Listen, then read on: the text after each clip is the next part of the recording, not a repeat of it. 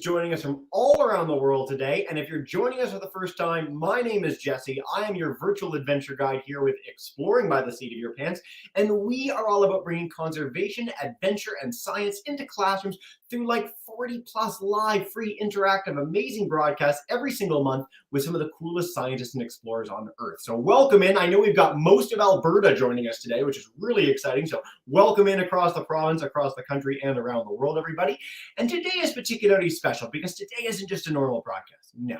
Today is part of our really exciting Peak Discovery series in conjunction with the amazing mountain parks of Alberta and British Columbia.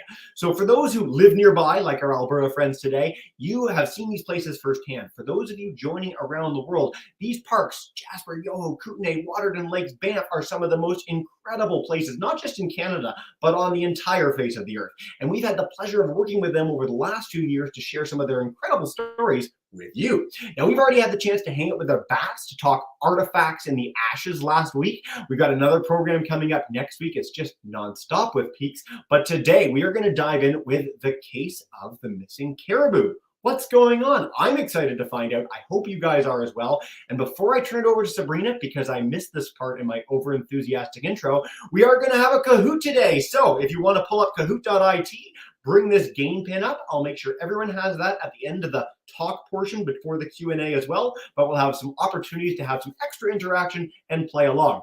Okay, professional task done now. I'm going to turn it back over to Sabrina to blow your minds over the next 20 minutes. And so Sabrina, welcome in Jasper National Park. So nice to have you here today. Hi, Jesse. Thanks for having me. Good morning and welcome everyone to Jasper National Park. It's great to be here with all of you. So my name is Sabrina Kelly, and I'm lucky enough to have just started working at Parks Canada at the Palisades Stewardship Education Centre, which is where I am right now. For those of you that don't know, Jasper is located in the western edge of Alberta in the Canadian Rockies. It's part of a group of national and provincial parks that make up one of Canada's most famous World Heritage Sites. So this place has also been home to other people for thousands of years. Today, Jasper National Park is located in Treaty 6 and Treaty 8 lands, as well as the traditional lands of the Anishinaabe, the Assinowich-Winnewak, Dinéza, Nehewek, Sawakam, Stoney Nakoda, Mountain Métis, and Métis. The present, past, and future generations of these nations have and will continue to steward the land. Today, we're going to go on an adventure to learn some things about caribou that live in Jasper National Park and what's being done to protect this species. Things like, oh, hi, Marion. Pauline just to clean up the storeroom right now. I'm kind of in the middle of something. Can it wait till later? No, right now? Okay, well, I guess we might find some information about caribou while we're cleaning. Let's go.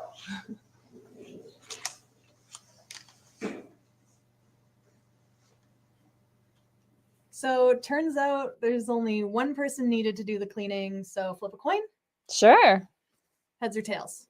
I went tails because that one's got a caribou on it. All right. Shoot. Have fun. Thanks. Oh, wow. This is a lot messier than I thought. Well, I guess keep your eyes peeled for anything to do with caribou so we can help with our research. Okay, here we go. It's so messy over here. Let's see. Put this over here. Did you find anything yet? No? Okay. Keep your eyes peeled. Okay. Almost done over here cleaning up. Whoa. Look at this whole corner filled with caribou stuff. Why didn't you say anything earlier? Wonder what this is. Whoa. It's a caribou time machine. Cool. This should let us look back on what caribou were like in the national park hundreds of years ago. Let's give it a try. Oh, it doesn't seem to be working. Oh, look, an instruction manual. Well, why don't I give this a read and finish cleaning the rest of this up, and I'll meet up with you guys later. The time machine manual said we have to learn some facts before we can test it out. We have to start by pressing go and then putting the time machine on our head, and it should work.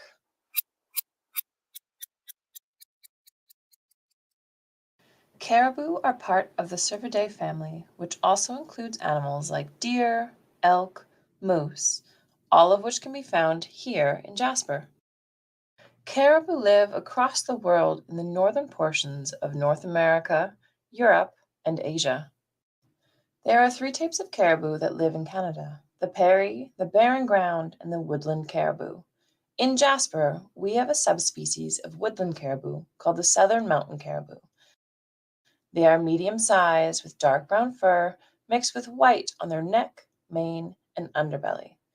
People in European countries often refer to caribou by another name, reindeer. Unlike other members of the deer family, both male and female caribou grow antlers. The males lose their large antlers after the rutting season in the fall from October to December. Females are the ones who have smaller antlers and only lose them once the birthing season is over from April to June, so they can protect their babies from predators. Another adaptation that caribou have are their hooves. They have big, wide hooves, which makes it easy for them to walk on the snow in the winter and also dig for their food of choice, lichen. In the summer, these big hooves make it easy for them to swim across rivers and walk across muddy ground without sinking. They have an amazing sense of smell, which allows them to smell out predators and in the winter find their favorite food, lichen, under thick layers of snow. Winters get cold here in Jasper National Park, cold enough that some animals hibernate and conserve their energy that way. A few migrate to warmer climates to avoid winter altogether, and others move lower into the valley to avoid the harsh mountains. However, the caribou that call Jasper home move between alpine areas in summer and subalpine forests in winter. They are able to survive this cold climate because they have 2 layers of fur. The first and closest layer of fur to their skin is crimped and thick to keep them warm. On top of that, they have hollow fur that helps insulate them and trap their body heat close to their skin. This hollow fur also helps them to float and wick away water to keep them drier. If you thought you were hairy, their fur even covers their nose and ears, just like your grandpa.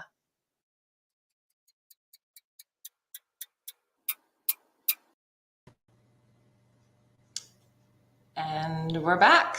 Whew. That was a lot of information about caribou. It makes me even more curious about what caribou were like in the past. Let's review the instructions and start using this time machine.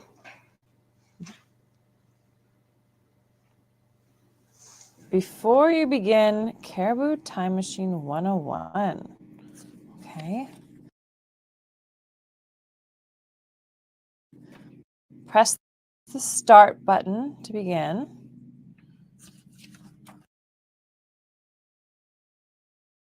Insert a quarter into the slot. Think about a caribou question. Put the time machine on your head. Well, we don't really need to look at terms and conditions. I would come to regret that decision later. Question 1. How many caribou used to be in the national park? There's no time like the present to take a look at the past. Here we go.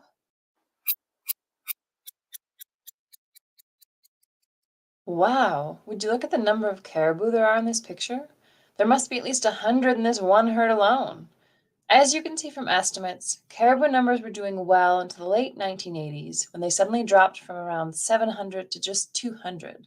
Unfortunately, the Banff herd became extirpated or locally extinct in 2009 due to an avalanche, and while the numbers have stayed around the same average high and low, caribou numbers have not grown in Jasper National Park. Look, here's a map showing caribou herd ranges and how they have changed over time. Jasper National Park is the area surrounded in green. The area with yellow background shows where they used to be able to find caribou in the Alberta Rocky Mountains. From above Grand Cache all the way down to Banff, If you were driving that distance in a car, it would take you around 7.5 hours minimum. Before 2018, Jasper National Park was home to 4 caribou herds, the Alopesh, Tonquin, Brazeau, and Maligne. These herds were named after the rivers that flow through each section. This map shows the Alopesh herd in green, which has over 150 animals, the Tonquin herd in turquoise, which has between 49 to 55 animals, the Brazeau herd in purple, which has fewer than 15 animals, and the Maligne herd in pink. In 2018, we weren't able to find any traces of the Maligne herd, and they were believed to be extirpated or locally extinct from that area.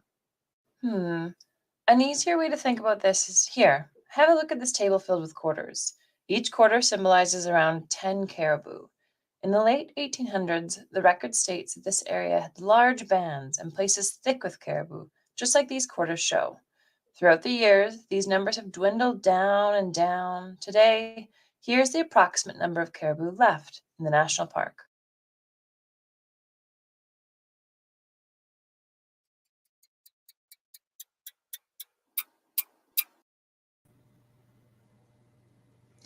Wow, it's interesting to know that caribou used to roam over such a large area. It's left me wondering, what happened to all the caribou? Why don't we take a look using our time machine?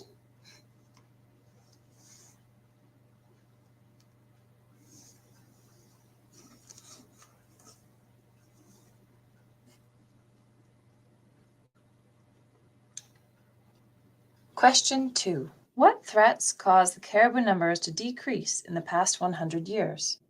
There's no time like the present to take a look at the past. Here we go.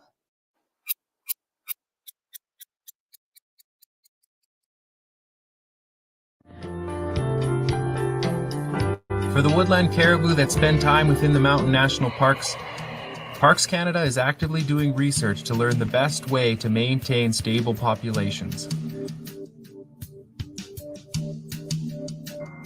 They've come up with 5 key threats to caribou. The first of the threats, and the one that is being managed most, is altered predator-prey dynamics. This threat starts with having a stable, overinflated population of elk in the park. And having increased numbers of elk sustains more wolves that can kill more caribou.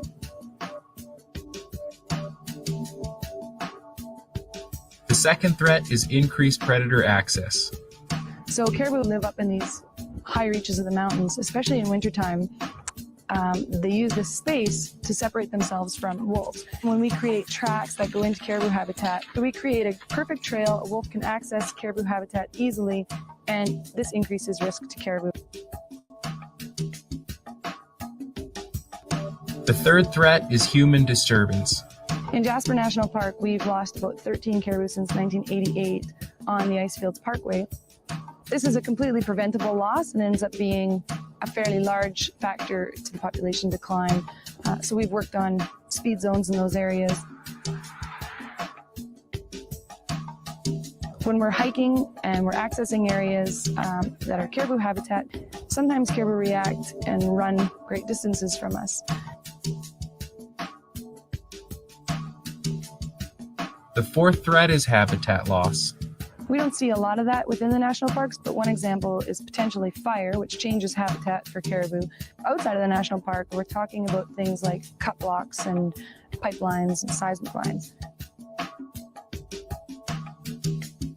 The fifth threat is small population size. And as proven by the loss of the entire Banff herd in just one avalanche, normal impacts on small populations are magnified, making each animal more precious. Caribou are a really cool species that are highly adapted to a unique environment. They've got a lot of really unique features, and only they can really survive. They're connected to us in so many different ways, culturally connected, economically connected. They're probably one of the first deer species that we grew up learning about just because of the fact that they're on our money. They're good indicators for an ecosystem and when an ecosystem is in trouble. And so for all these reasons, I think we should all be involved in learning about caribou, participating in caribou recovery, giving our opinions about caribou when we're asked, and just staying informed about caribou ecology.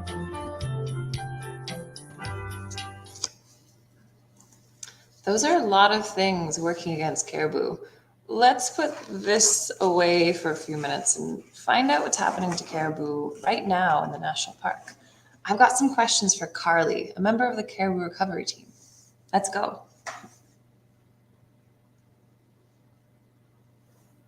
Hi, Carly. Hey, Sabrina. Thanks for joining us today. Thanks for having me. I love talking about caribou. What are we doing to help the caribou now that we know about these 5 threats? So there's a lot of ways that we're working to protect caribou in Jasper National Park. A few of the ways we do that is by trying to reduce our impact on wildlife populations. For example, moving elk who come into the town site back out into nature where they can be preyed upon by predators like they naturally do. Another way is removing roadkill so that it's not an artificial food source that helps predator populations to grow. Another way that we can protect caribou is by protecting their habitat. We have rules around helicopters and planes and drones to avoid disturbing caribou. We have rules that don't allow dogs into caribou habitat so that they don't scare caribou. We also ask people who are driving in places where caribou might cross the highway to drive slower so we avoid accidents. We also, in the wintertime, help protect caribou from predators by closing their habitat. Caribou go up high into the mountains where the snow is deep, and that's how they avoid predators because it's too deep for animals like wolves to travel through the snow. If people create a trail from the valley bottom where the wolves are hanging out up into the high mountains, that allows them to access caribou where normally they wouldn't. And then also we spend a lot of time researching and monitoring caribou to understand better how to help them. So Carly told me that of the 3 herds left in Jasper National Park, only one of them, the Alopesh herd, has enough reproductive females to have sustainable growth. And that would be around 11. Now, the Brazeau herd only has 3 reproductive females, and a reproductive female means that they're around 16 months old or closer to 2 years old before they can have babies, and they have babies until they're 16. After that, the chances of baby survival isn't very high. The Tonquin herd has between 9 to 12 females, but it's not really enough to get their numbers increasing. So of these 2 herds, we're really worried and we're trying to do a few different things to help them. The one thing that we've come up with is conservation breeding, and I'm going to ask Carly about that now. What is Jasper National Park doing to help the caribou? The main concern we have for caribou in Jasper right now is how small our population is. It's too small for them to recover on their own and to be able to grow the herds without adding to the population. So we've spent a lot of time working with experts from around the world, conservation groups, academics, universities, other government agencies and Indigenous people, and consulted with Canadians to try and find out what would be the best thing for caribou in Jasper to increase their numbers. We looked at a variety of ways to do that. It can involve reducing predator populations, doing things to try and improve calf survival, or moving caribou from one place to another. But the option that we think is going to have the best chance based on all of this research is something called conservation breeding. It's taking animals from the wild, bringing them into a protected area and breeding them in captivity, and then releasing offspring back into the wild to help an endangered species. So in Jasper, what that would look like is gathering all of the remaining animals in the Brazeau herd because it's so small that they're at risk of disappearing, as well as a few caribou from the Tonquin herd, and hopefully some other members from a mix of different neighboring herds to create a herd, a captive breeding herd. And in that facility, which is basically just a bunch of large fence pens, they would be protected from predators, they would be taken care of, monitored, fed, and then each year they would have calves. And then those calves would be released back into the wild Tonquin herd each year to keep increasing that population. What's the end goal for the conservation breeding project? So our end goal is to have caribou herds in Jasper that are thriving and able to survive on their own without so much help from us. One of the goals we have is to increase the Tonquin herd to about 200 caribou. In the past, there were hundreds of caribou in Jasper. So we think that number will be a good size herd to withstand natural threats like predation from predators, like accidents, disease, and just minor disturbances. Whew, sounds like hard work. Well, I know a team of scientists headed into caribou habitat earlier this fall. Did they find anything new during their trip?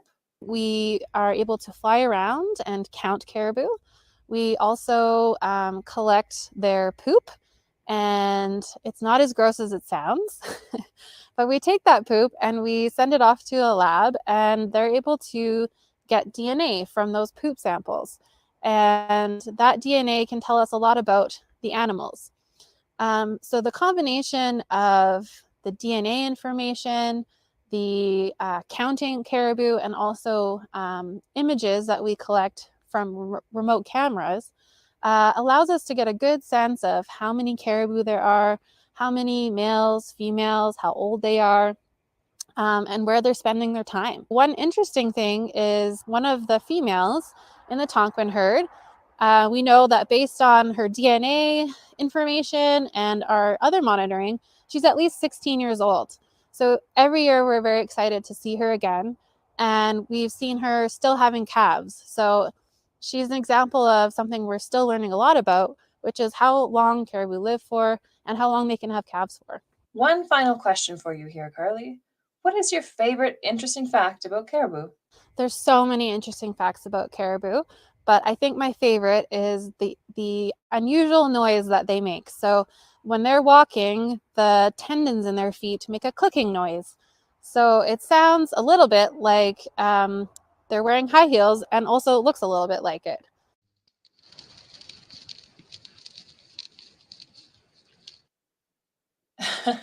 That's a great, interesting fact. Thanks for joining us today, Carly. We'll see you soon. Well, it sounds like Jasper National Park is doing a great job to monitor the caribou here in Jasper. I've been thinking about the conservation breeding program, and I kind of want to take a peek at the future and see if it's being successful. Why don't we use our time machine and we'll ask this next question. What will caribou in Jasper National Park look like in the next 10 years? Wow, I've got my quarter here. Let's go. Think about my question. Oh, it doesn't seem to be working. Why don't we take a look at the manual? Maybe there's something in here that explains it. Oh, I see. Our terms and conditions I didn't read earlier, it says you can only ask 2 questions a day. So I guess we'll have to wait and see what the future holds. But first, let's go over some of the things that we learned today. We learned a lot of facts about caribou, including some adaptations that help them survive and why Jasper National Park is a good place for them to call home. In the past, there were large herds of caribou that lived in this area, and it wasn't until about the past 100 years that they really began to disappear. We looked at some threats that cause this, including predator-prey dynamics, human disturbances, and habitat loss. All of these things have shrunk the number of caribou in this area. Using data that scientists have given Jasper National Park is doing a lot to help the caribou populations today. We have things like seasonal closures or ongoing monitoring, and we're really trying to decrease the human disturbances in the areas where caribou live. While the future is still unclear, there is a proposal being decided right now about the conservation breeding program that we talked about earlier. And it could really help caribou not only in Jasper National Park, but across Canada and maybe the world. Well, that's a lot of learning that we did today. So I want to thank you all for joining me and helping me navigate this caribou time machine and learn so many things about caribou in our national park here. Sabrina, this is so much fun. It's the first time we've ever had a time machine, not just in a Parks Canada program, but any of our programs. So pretty special that you guys managed to find that rooting around there. That was an exciting beginning of our program today.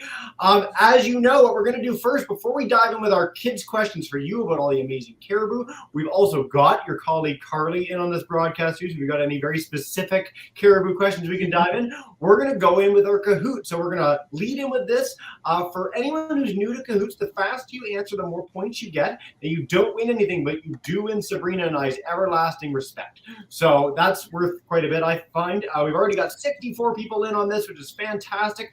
If you want to sign in now, great. We're going to dive in just a few seconds and get that leaderboard going. Then get your questions ready. We've got a bunch of live classes. We've got even more joining us on YouTube from all over Canada and the world. So get ready with those queries, and we are excited to get started. Sabrina, are you ready to do our Kahoot together? I'm so excited. Let's see if I get all the answers correct. Okay, no pressure. Our first two questions are related to what you guys thought of today's program. We'd love to hear from you first, and then we're going to dive in with our real leaderboard ones together, okay? So here we go. Question number one.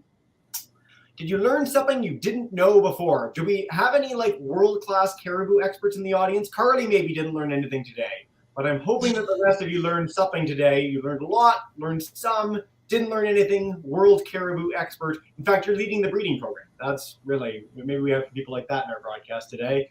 A few more seconds to get your answer in. And thank you guys so much. Let's see what we got. All right. We've got almost everyone learned a ton, which is very exciting. 3 people were our caribou experts today. We're going to go to question 2. And then after question 2, as I said, we've got our real queries for the leaderboard together. Did you like it today? And you have to pick which face most fits you. Now, I know that throughout the whole time machine sequences, I was grinning ear to ear. So we'd love to hear if you guys felt the exact same way. All right. And, okay. Our final, almost everyone absolutely loved this, which is great. Cool. The 3 people who knew everything also didn't like it, but that's okay. We're going to dive in with our quiz now. Okay. Sabrina, no pressure, but I really hope you get these right because you are our expert today, so there's no pressure at all.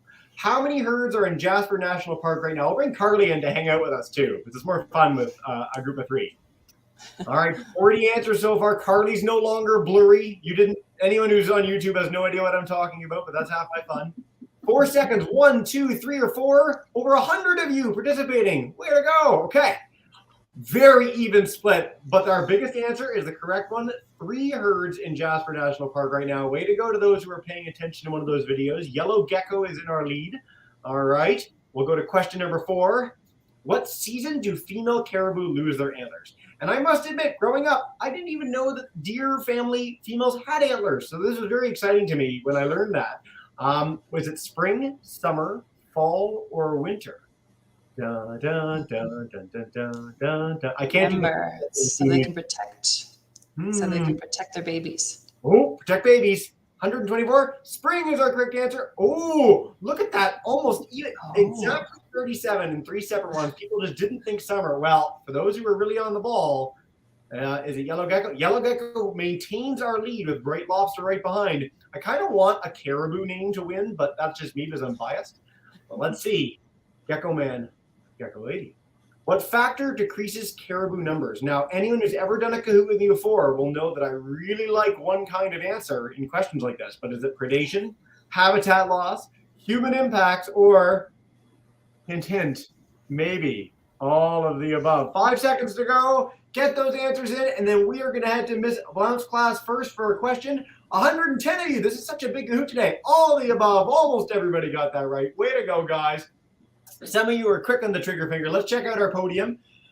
Carly, Sabrina, that was a lot of fun. Carly, I'm going to keep you in the background unless we need some super heavy-duty caribou stuff. Great Wildcat Social Ferret. Did our gecko win? C, number 1 is bright lobster with the steel. Oh, wow. Okay. If you are any of these folks, let us know who you are in the chat. We'd love to hear from you. But let's head to Miss Blount's class. Welcome in, grade 4. If you want to unmute your mic, come chat with us. We'd love to hear a question of yours.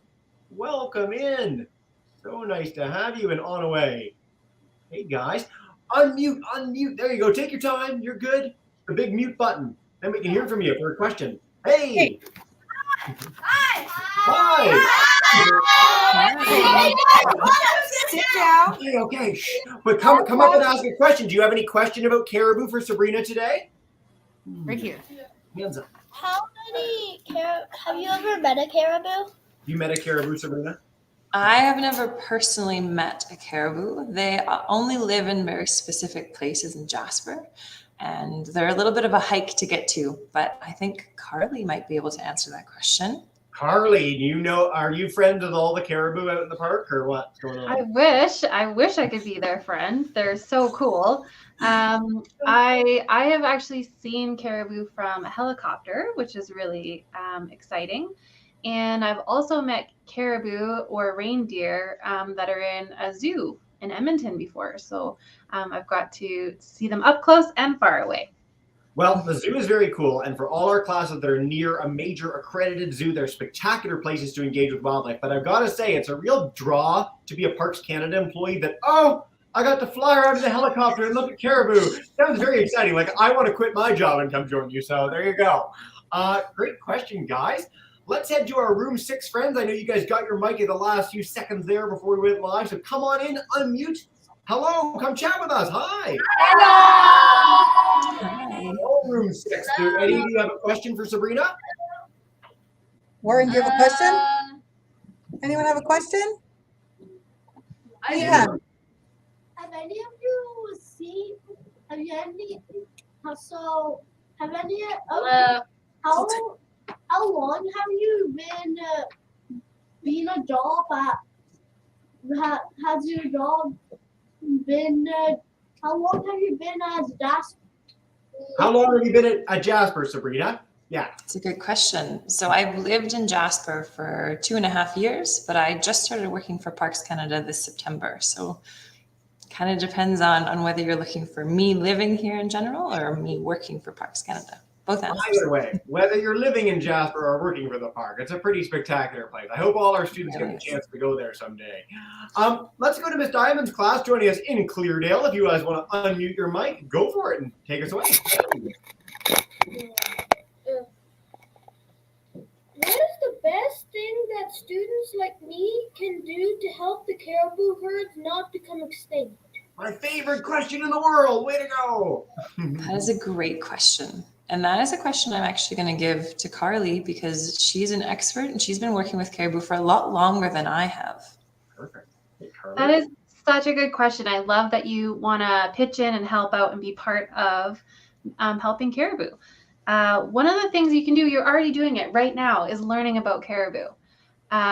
It's really important that we understand them, that we value them, and you can help educate other people about them. You can tell them all the things you learned about caribou and how important they are.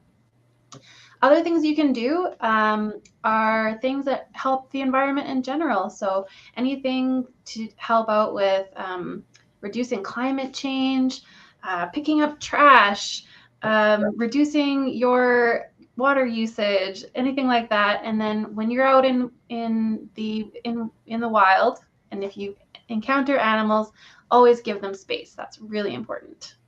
These are like the central messages that have been pervasive, not just in the Parks Canada broadcast, but a lot of our programs at Exploring by the Seat of Your Pants. And I love the idea of just don't waste as a central message, whether it's emissions, whether it's plastics, whether it's food. All of those things really do a great deal to help protect wildlife of all kinds around the world.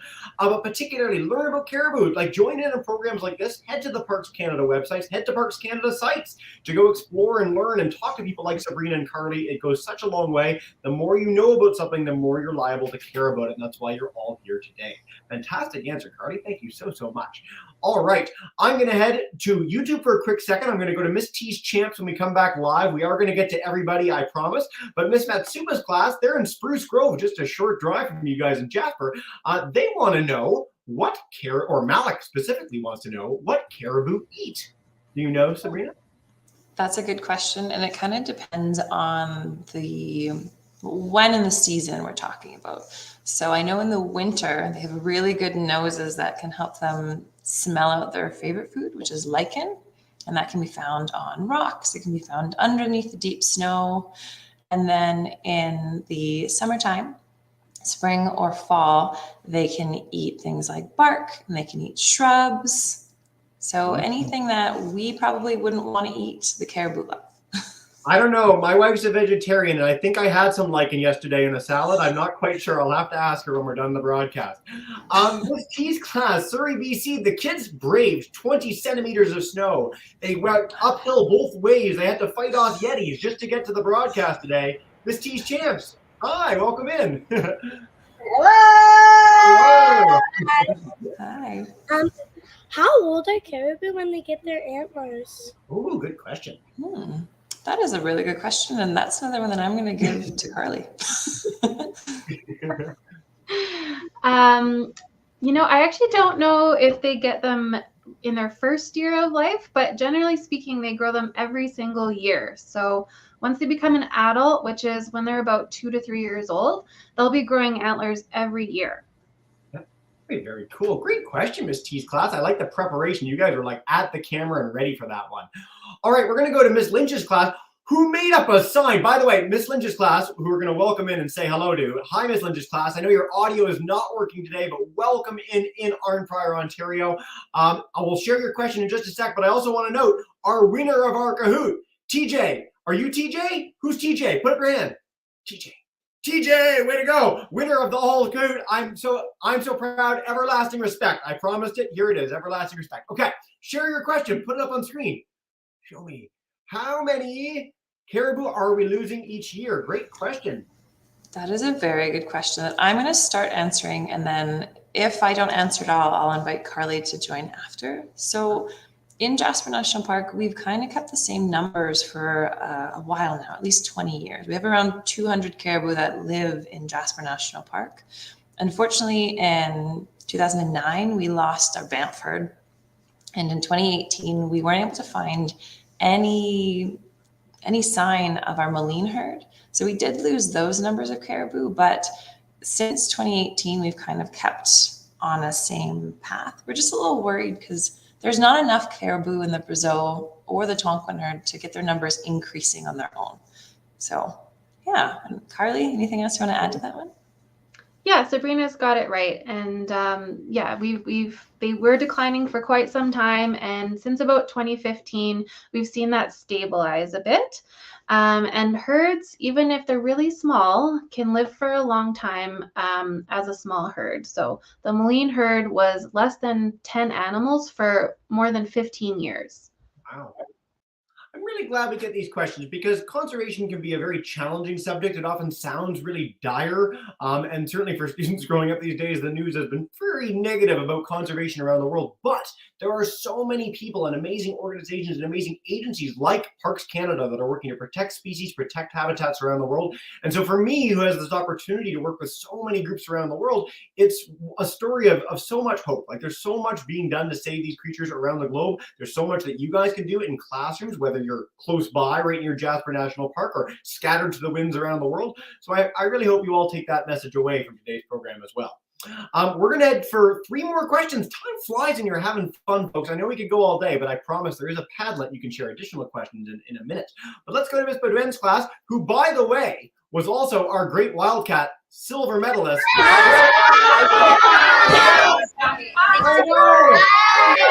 Everlasting respect, everlasting respect. But do you have a question for Sabrina and Carly today? Good. Go ahead, Ivy. Good. Will it be bad if the caribou become extinct? Yes. Why don't we want the caribou to become extinct? That's a really good question. So caribou are really important not only to Canadians right now, they are actually on our quarters. I have one right here. I don't know if you guys can see it, but so we learn about caribou when we're learning about numbers. Not only that, but they're very important to Indigenous groups. So they use them for food sources and clothing. So it'd be really sad to watch these really majestic animals go extinct. The really good thing about caribou is they do have such a broad area that they can live.